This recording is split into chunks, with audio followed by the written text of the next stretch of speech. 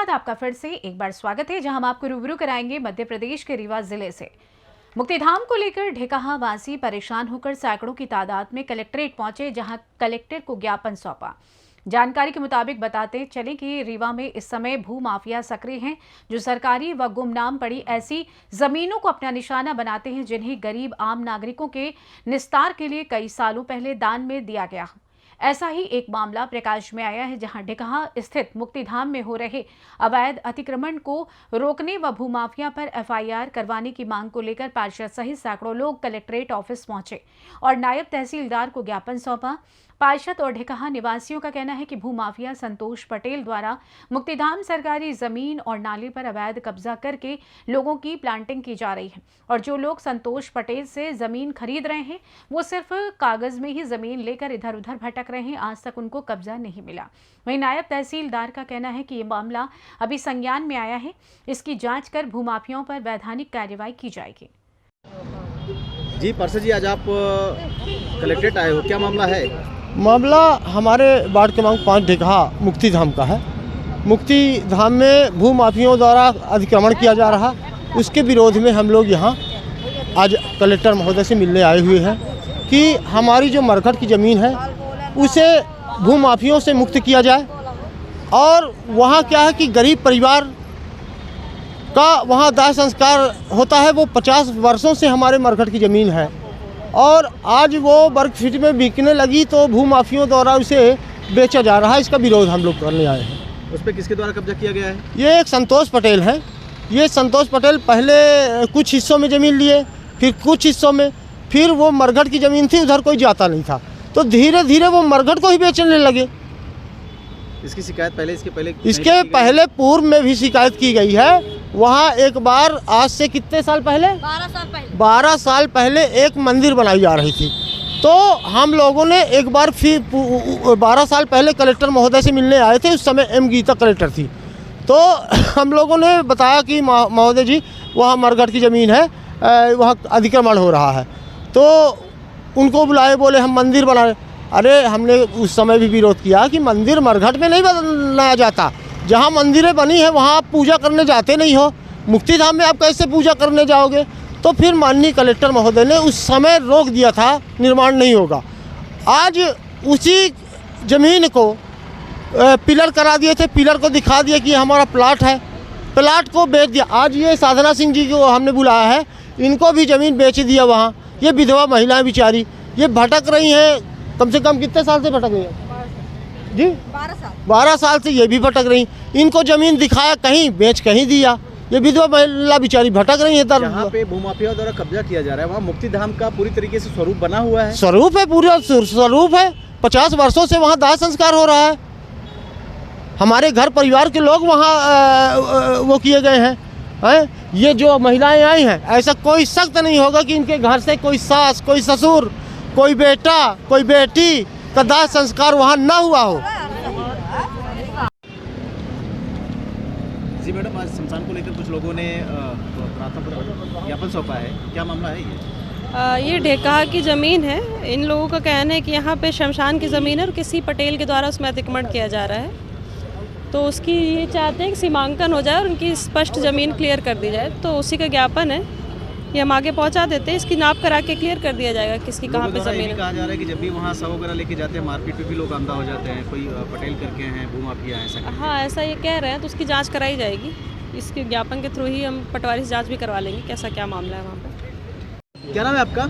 मेरा नाम राजीव शर्मा है, मैं वार्ड 5 का संयोजक हूँ। राजीव जी, आज आप कलेक्ट्रेट आए हो, क्या मामला है? मामला ये है कि हमारे ढेकहा में पांडे परिवार की पुश्तैनी 2.5 एकड़ ज़मीन थी, जिसपे उन्हें 1 एकड़ मरघट के नाम से दी थी, जिसपे वहाँ के गरीब आदिवासी लोग अपना वहाँ पे मुक्तिधाम भी यूज करते थे। वहाँ पे संतोष पटेल नाम के एक भूमाफिया द्वारा अवैध बेचा कहीं गया है और कब्जा मुक्तिधाम की भूमि में दी जा रही है, जिससे वहाँ पे कल में मुक्तिधाम में अगर कोई अपने शव का दाह संस्कार करेगा तो उस पर बहुत सी समस्याएं आएंगी। क्या है, मुक्तिधाम में ना बाउंड्री है और न चारों तरफ से कवर्ड है, न कुछ शेड बना हुआ है, जिसकी वजह से मुक्तिधाम में जो भी भूमाफिया आता है वो वहाँ जाके ज़मीन कहीं और की दिखाता है और कब्जा वहाँ दे देता है, जिससे रोज़ आए दिन ये समस्याएं वहाँ पे निर्मित होती है। इसलिए आज हम लोग कलेक्टर महोदय के पास आए हुए हैं कि उसका सीमांकन करा के उसकी बाउंड्री वाल का निर्माण कर दिया जाए। कागज पे भी दर्शाया गया होगा कि ये मुक्तिधाम के नाम से जमीन है। वो दर्शाया गया हुआ है, पर भूमाफिया क्या करते हैं कि मौके पे वहाँ दे देते हैं कब्जा और पटवारी से नामांकन करा देते हैं। आम पब्लिक क्या जाने वहाँ पे,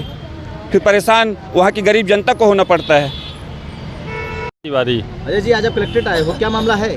दरअसल मामला जो है वहाँ पर एक जगह है, पांडे परिवार ने 50 साल पूर्व जो है कब्रिस्तान माने कि मुक्तिधाम के लिए उसने आवंटित करा दिया था, और आज के समय में वहाँ पर बसाहट के हिसाब से इतने लोग वहाँ पर दाह संस्कार करते हैं, सब संस्कार करते हैं। चूँकि भूमाफियाओं का जो बोलबाला है वो हर जगह है, नदियों की ज़मीन को बेचे ले रहे हैं, बहरा किनारे की ज़मीन को बेच रहे हैं। अब मुक्तिधाम भी इनसे बचा नहीं रहा है ना, इसलिए हमारी मांग ये है कि हम सब आए हुए हैं मोहल्ले से लोग कि मुक्तिधाम की ज़मीन को विधिवत सीमांकन कराकर उस पर बाउंड्री वाल का निर्माण कराया जाए, जिससे कि वो चिन्हित हो सके। नहीं तो अवैध कब्जे को लेकर के आपने इसके पहले कभी जिला प्रशासन या किसी को अवगत कराया इस मामले से? निश्चित रूप से हम लोग समय समय पर अवगत कराते हैं, चूँकि हम लोग जब कभी जाते हैं संस्कार कराने, सौदा कराने, तो वहाँ के लोगों के द्वारा रोका जाता है, और जब रोका जाता है तो वहाँ पर जो है स्थिति लड़ाई की, हम मुर्दा लिए खड़े हुए हैं, है ना, और वहाँ पर हम लड़ाई थोड़ी करेंगे, फिर किसी कदर समझाइश करके किया जाता है। ऐसा 2-4 बार हो चुका है। चूँकि हम इस विषय को लेकर अभी कल परसों ही ऐसी घटना होने से बाल बची है, वहाँ पर हम लोगों ने आपसी सामंजस्य किया किसी तरह, है ना। अब तो ऐसी स्थिति है कि वहाँ पर ले जाना ही मुश्किल हो जाएगा। हम तो कहीं भी कर लेंगे, इलाहाबाद चले जाएंगे, गरीब लोग कहाँ जाएंगे। जी, क्या नाम है आपका? शकुंतला साकेत। शकुंतला जी, आज आप कलेक्ट्रेट ऑफिस आए हो, क्या मामला है? मामला ये है सर कि मेरे जो वो कब्र वो है कब स्थान चिटकानी है जो, तो उसमें घर बनाया जाता है। हम लोग को मालूम नहीं हुआ था कि घर बना रहा है। जब हम लोग को मालूम हुआ तो हम लोग रोक लगाए। जब रोक लगाते तो उन लोग लड़ाई करने लगते हैं। कौन लड़ाई करता है? किसके द्वारा कब्जा किया गया वहाँ पे? जो कब्जा कर रहे हैं, जो घर बना रहे हैं, खरीद रहे हैं, तो हम लोग बोले कि भाई हमारे लोग के पुरखात है ये। आज हमको भी आना होगा, 35 साल हो गया आने के लिए, यहाँ आए हैं। तो हम लोग सब भाई जो सास ससुर दाई बाबा मारे हैं तो वहाँ लाई गए, सब संसार घाट में लाई गए। तो भाई हम लोग ये चाहते हैं कि बाउंड्री हो हमारे का कहते सुरक्षित रहे। वहाँ बाढ़ आई थी, जब बाढ़ आई थी तो वहाँ नगर निगम के माध्यम से, पूरे प्रशासन के माध्यम से वहाँ नाला का गहरीकरण और चौड़ीकरण किया गया था। उसमें स्पष्ट रूप से चिन्हित कर दिया गया था कि ये ग्रीन जोन है, यहाँ ज़मीनें बिक्री नहीं होगी। वही ग्रीन जोन में ज़मीन की रजिस्ट्री की गई है, तो कैसे हो सकती है? फर्जी तरीके से नामांकन करा लिया। ग्रीन जोन में आप निर्माण कर ही नहीं सकते, नगर निगम से बाकायदा परमिशन होना चाहिए। इसी का विरोध है हमारा विरोध ये भी है कि वहाँ बाकायदे हमारे जिला प्रशासन से, नगर निगम प्रशासन से मेरा आग्रह है कि वहाँ बाउंड्री वाल बनाई जाए, ताकि लोगों को कठिनाइयों का सामना नहीं करना पड़े।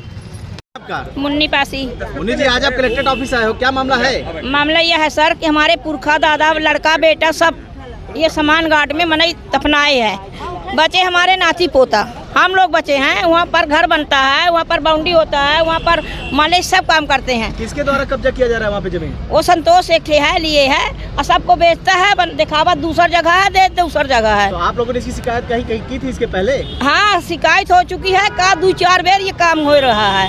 अब हम लोग ये कुछ नहीं हुआ, कुछ नहीं हो रहा है। हम लोग ये चाहते हैं, से क्या मदद चाहते हो? हम ये चाहते हैं कि वहाँ पर एक मकान बन जाए रहने का, जैसे ठहरने के लिए, और मतलब वहाँ पर मतलब बाउंड्री बन जाए, मतलब वो स्थान हम लोगों का मिलना चाहिए। हम लोग कहाँ जाएंगे सर? मान लो बड़े मनाई तो इलाहाबाद चले गए, कहीं वहाँ चले गए, गरीब आदमी कहाँ ले जाएंगे यही करे के लिए? बताइए, आप बताइए कि कहाँ जाएंगे हम लोग।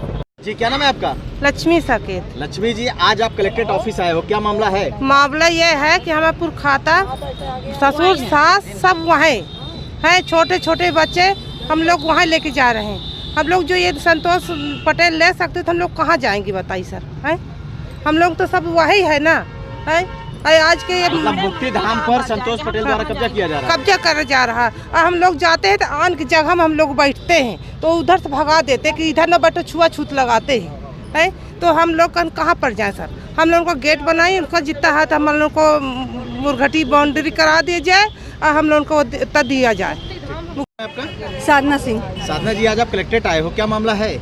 मेरी ज़मीन में 12 साल से संतोष पटेल से ली थी, तो उसमें मेरा ज़मीन कहीं पता नहीं चला, नाला के पास है और बोले कि यहाँ पे मतलब कि बगल में रोड निकाल दिए हैं। जब मैं बनवाने गई तो पब्लिक बोली कि यहाँ पे बगल में रोड है।